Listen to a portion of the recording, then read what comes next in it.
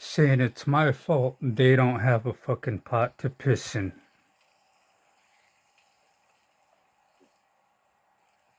That's funny because I actually tried to quit smoking weed, and I really wasn't trying to actually drink alcohol anymore, simply because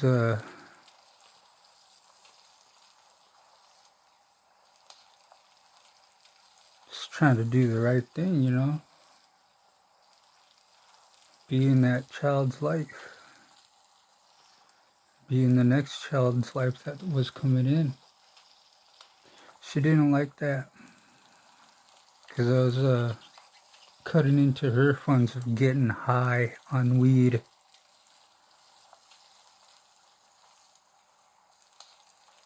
So she went and moved to where they're allowed to smoke weed inside the home. I mean, I already quit smoking cigarettes because, not because it was getting expensive, but because I got tired of people wanting to fight me over a fucking cigarette.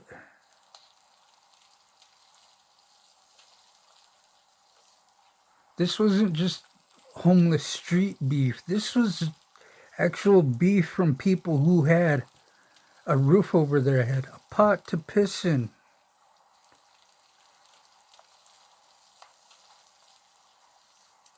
That's the serious of the addiction of cigarettes alone.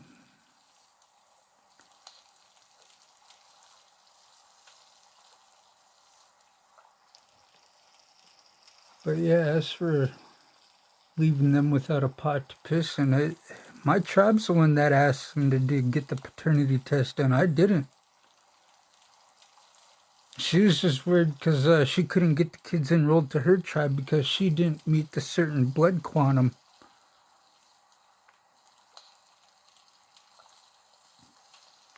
So I said, enroll in my tribe.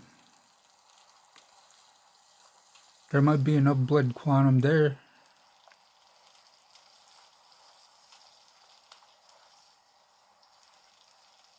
But the second the DNA test lady brought up that fucking paternity test, she literally threw the fucking phone at me. Hung it up and threw it at me. And then she tried telling other people I was the one that asked for the DNA test.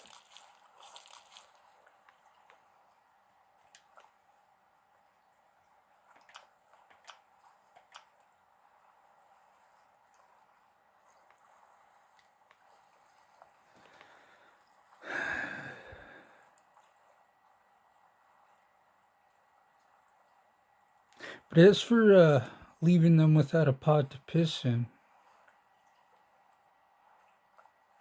my mom left a hardworking man. I don't care who cheated first. I don't care who acted up first.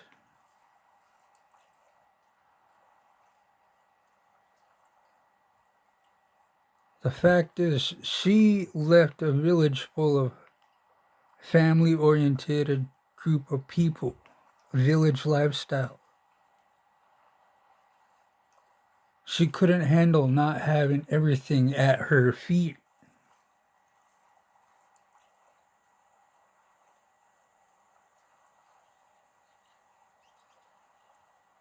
That village life isn't fucked with.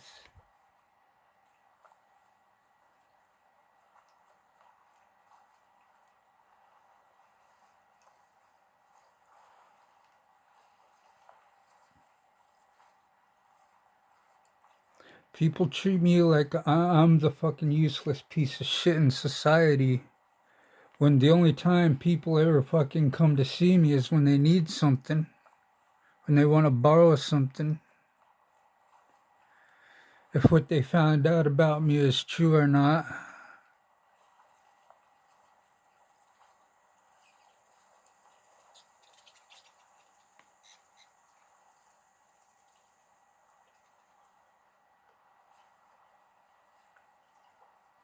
Hell, my mom even still acts up every time I get my tribal check. She doesn't act up 2 months in between those fucking tribal checks. She acts up after and before I get it. That's how all the females in my life are towards me. And I'm starting to see it in other men too. Well, so-called men. I'm like, hey man, you know, every time I come to you for help, guess what? You're like, fuck you. I'm like, all right, cool. I don't make a big fucking gist about it.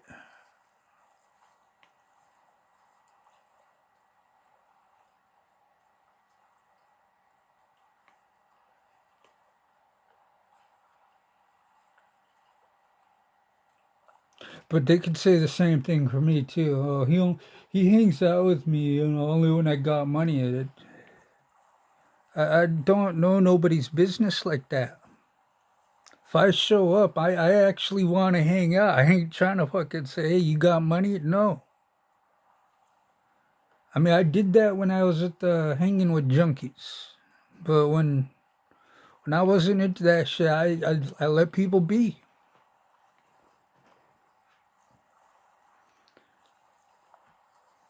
The junkies fucking left me alone when they knew I was trying to be sober for a good minute.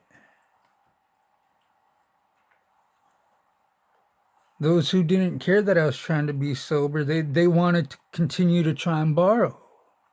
Only hang out with me when I had something. If it wasn't drugs, you know.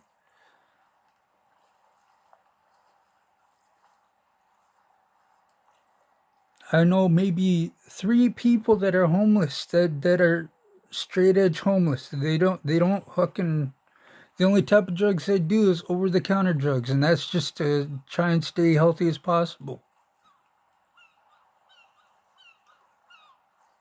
Uh, and they're pretty much on their way out now. And I wouldn't care if they actually said, fuck it, you know what? One time I'm just gonna, before I go, I'm gonna try some of this shit and see what all the hype is about. I wouldn't hold a grudge against them on that bullshit. As far as I know, they never fucking, they never really even drank, really.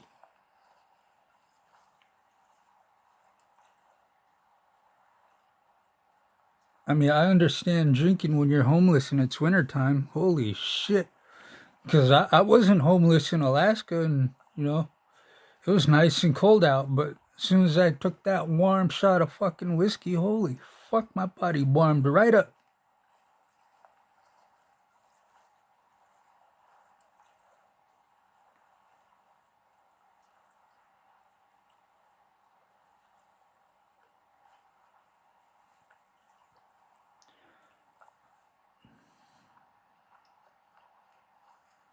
But I'm tired of this being told I left them without a fucking pot to piss in.